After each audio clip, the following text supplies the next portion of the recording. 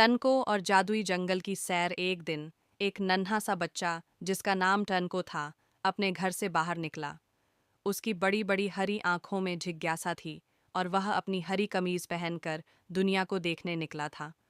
चलते चलते वह एक जादुई जंगल के दरवाजे पर पहुंच गया। वहां के पेड़ रोशनी से चमक रहे थे और हल्की हल्की धुंध उसके चारों ओर लिपटी हुई थी। टनको रुक गया, उसकी आंखें हैरानी से चमकने लगीं। क्या मैं अंदर जाऊं? उसने अपने दिल में सोचा। और हाँ, वह अंदर चला गया।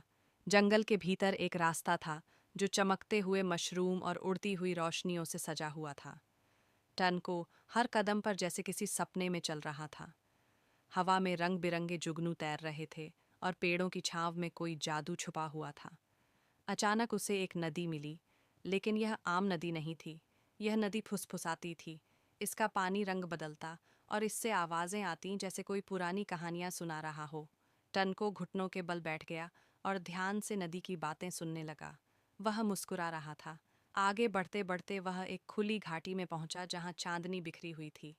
सामने एक खूबसूरत हिरन खड़ा था। उसके सींगों से रोशनी निकल रही थी, जैसे सितारे जमीन पर उतर आए हों। टनको ने नरमी से हाथ बढ़ाया और हिरन ने झुककर उसके हाथ को छुआ। फिर एक मैदान में परियों का उत्सव चल रहा था।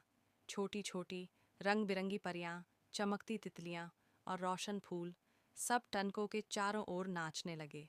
टनको ने भी उनके साथ नाचना शुरू कर दिया। ये खुशियों से भरा दृश्य था, जैसे सपना साकार हो गया हो। फिर सुबह होने लगी।